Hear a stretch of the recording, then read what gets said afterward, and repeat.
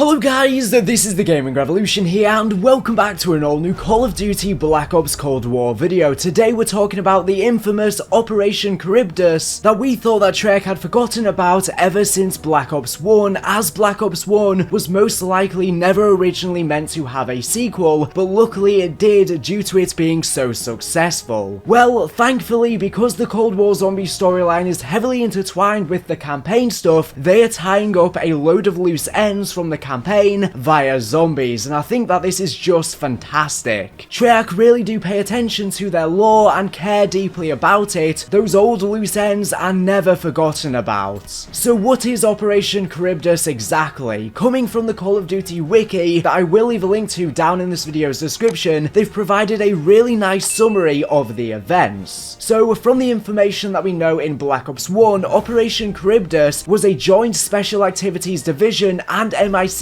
operation to eliminate Jason Hudson, Grigori Weaver, and Alex Mason, to be taken place in 1978, 10 years after the events of Call of Duty Black Ops, before the events of Black Ops 2, obviously. The primary goal was to terminate Alex Mason, whom the Special Activities Division, or SAD, deemed to be mentally unstable and became a threat to national security. I mean, no shit after the events of Black Ops 1, where the Numbers program seemingly brainwashed him into killing John F. Kennedy. Hudson and Weaver were also included as targets for termination due to their backing of Mason, thereby making them a threat to America's national security as well. Although it is known that the CIA analyst Ryan Jackson will join the task force as advisor due to his extensive knowledge of the targets, given the fact he handled the reports and analysis of personnel and events concerning the trio, along with a young Special Air Service operator named Jonathan Price. Nothing is known about the outcome of the mission or the fate of its participants because, as of the 30th of October 1978, the operation was still in the preparation phase, with Ryan Jackson's temporary field operative status only having been approved days before. So who exactly is this Special Air Service operator named Jonathan Price? Well, I have to assume that he is none other than Captain Price's father from Modern Warfare. Maybe this was never the original intention when they initially wrote the story 10 plus years ago, but after all, thanks to Warzone connecting the Black Ops and Modern Warfare reboot storyline together, such as us seeing Imran Zakhaev in a Black Ops Cold War's campaign, so I have to assume that this is the case. It makes the most sense, and I would love to see this storyline expanded upon in future games. Captain Price likely has a strong family line involved in the military through generations, and they all seem to have retained and continued the John Price name and legacy. After all, there were multiple John Prices in the original Call of Duty games too, maybe his grandfather and great-grandfather or other relatives. But Jonathan Price was a British Special Air Service or SAS operator, of which gives even more credence to the fact that he is indeed Captain Price's father due to them both being British. But he was assigned to Operation Charybdis alongside Ryan Jackson, of whom is a CIA analyst, so that is right, it seems like Captain Price's father was the lead operator in charge of the hunt against Hudson, Mason, and Grigori Weaver. The specific piece of intel in Black Ops 1 about this reads, it is dated October 27th, 1978, and it is a memorandum to Richard Kane, from Ryan Jackson, the special assistant to the SAD, with the subject revolving around a burn notice and also Operation Charybdis. Sir, as instructed, I have lined up the necessary assets for Operation Charybdis. The full roster and pre-op details have been forwarded to you in a separate memorandum. In light of recent events, I agree with the assessment that there is no other alternative but to cleanse the situation due to the unreliability of the mental state of former operative Alex Mason due to him being brainwashed. We are at an operational crossroads. The evidence amassed to date leads me to no other conclusion other than Agent Alex Mason and his supporters Jason Hudson and Grigori Weaver are clear and presents threats to national security. In conjunction with MI6, we have assigned a joint operational team to deal with the problem at hand. With your permission and considering my knowledge of Op 40, its agents and the personnel and professional history of Alex Alex Mason, I request that I be assigned temporary field operational status to the operation team in an advisory capacity in order to close this chapter personally. The SAS has assigned none other than Jonathan Price as their lead operator to carry out this attempted assassination, though inordinately young for such a role. So yeah, John Price, which we assume to be Captain Price's father, was very young when he was given the role as the lead operator for this mission. So that makes sense, it allows the timings to fit in quite well, so we definitely had time to have a kid in between these events that are transpiring here and Modern Warfare in 2019/2020. So both the MI6 and SAS have ensured us that he is a veritable prodigy and will not fail to meet the objectives of the mission. I request leave to accompany Price and his team to South Africa to see too if that agents Mason, Hudson and Weaver are dealt with permanently. Sincerely, Ryan Jackson, Special Assistant to the SAD. So quite ironically, although it did say that they believe that Price would in fact be able to deal with the mission and eradicate Mason, Hudson and Weaver permanently, it seems like this mission ended up being a failure, because ever since we got this piece of intel in Black Ops 1, nothing ever came of it. We thought that it was likely forgotten about by Treyarch or disbanded or maybe even retconned, because as he said earlier, I assume that there was never supposed to be a Black Ops sequel, so this would have just been a one-off game and this would have been a way for them to conclude the story and for them to imply that Mason, Weaver and Hudson were simply assassinated via Operation Charybdis. However, with the release of Firebase Z, there's a new specific piece of intel that references Operation Charybdis and gives us some closure as to what happened. It's a CIA document announcing the appointments of Weaver, Carver, Gray and Strauss to the Office of Requiem Senior Staff. It's dated the 6th of November 1983 and its description reads, Office of Requiem names department heads, staffing decisions have been made and roles accepted by the candidates chosen to lead the 4 divisions comprising the newly established CIA Office of Requiem. They are as follows. Number 1, Field Operations. Special Agent Weaver is promoted to the rank of Special Operations Officer for this role. There was some internal pushback due to Weaver's previous designation as an enemy combatant during Operation Charybdis, but that designation was rescinded. Requiem's director chose him specifically for this assignment and the DCI agreed. Weaver's unorthodox approach to covert ops may be exactly what's needed to take on this unprecedented threat. I have to say though, the director of Requiem is definitely up to dodgy stuff. That's what a lot of the intel seems to be implying. I've even seen some people speculating that Requiem's director could potentially be Eddie, the new incarnation of Richtofen. I don't think so though, because Eddie is still pretty young, and for him to be the director, it just seems kind of unlikely to me since he is a young adult. But I have seen that theory floating around the community quite a bit. I definitely think there is something dodgy with the director, and there's probably going to be some sort of plot twist with him. I don't really know if he's exactly Eddie though. I did also see a recent theory by Kaljitsu that Carver is in fact a mole in Requiem, and I will leave a link to his video down in this video's description if you want to go ahead and check it out after you are done with this video. That is definitely a must watch. But bringing it back to the subject of this video, so from this piece of intel on Firebase Z, it can be assumed that the mission was dissolved, as in the events in Black Ops 2 it shows Hudson and Alex Mason to be alive many years after the operation was to take place, and Hudson was still employed by the CIA using Alex Mason along with him and Frank Woods. And this piece of intel on Firebase Z shows that Weaver's designation as an enemy of the CIA thanks to Operation Charybdis is noted to be rescinded, implying that Operation Charybdis was dissolved. So nothing ended up coming of this, I guess, thankfully. So yeah, I guess it's very ironic that they were so confident in Jonathan Price to finish the job, and then the mission ended up being disbanded. I guess the intel does mention about how he was a young age, so maybe his lack of experience could have been a reason for the mission being dissolved. We do have some extra trivia coming from the COD wiki once again. In a separate email to Ryan Jackson, his supervisor, Richard Kane warned Jackson not to let his operation be disclosed to other CIA staff, because Hudson has many friends in the agency and this operation would surely be unpopular. In in Ryan Jackson's database there is a CIA dossier concerning one CIA's double agent, a GRU operative named Christina. Her current GRU assignment as of 1978 was to track down and capture Mason, thus the report suggested to recruit her as an operational asset for Operation Charybdis. But where this gets interesting is that she was actually the long-lost niece of Grigori Weaver. He thought that she was dead, but later found out that she was still alive. So had she been assigned, this would have inevitably caused some major issues. According to a message from Hudson to Mason, it is likely that they went to Johannesburg to search for an unknown lead. Dr. Clark had a brother in Johannesburg who he intended to hide with, according to the intel obtained in Numbers. So yeah, that is pretty much everything to know about Operation Charybdis. Thankfully, Treyarch have finally given us a conclusion to what happened to it. As he said at the beginning of this video, I am really happy that Treyarch are starting to close off all of these old storyline threads and leads that didn't really make sense from old games such as in Black Ops 1. And the fact that they're doing it via zombies is so awesome. I love that zombies is kind of becoming the connective tissue linking everything together, and I love that they are starting to close off old storyline threads via zombies. We now have zombies in Warzone, and zombies just seems to be connecting the Modern Warfare, the Black Ops storyline, and even future Call of Duties and Warzone all together. It's helping to tie everything up nicely. I really do like that they have created this one Call of Duty universe, whereas before we just had separate stories. Whereas now that everything is in one universe, I think that is pretty cool. We can have separate but connected and intertwined stories. You don't really have to understand everything, but it is nice to see all of these connections. Anyways, thank you for watching the video. Make sure to subscribe if you're not here for the latest and greatest Call of Duty news and information. So anyways, thank you for watching, and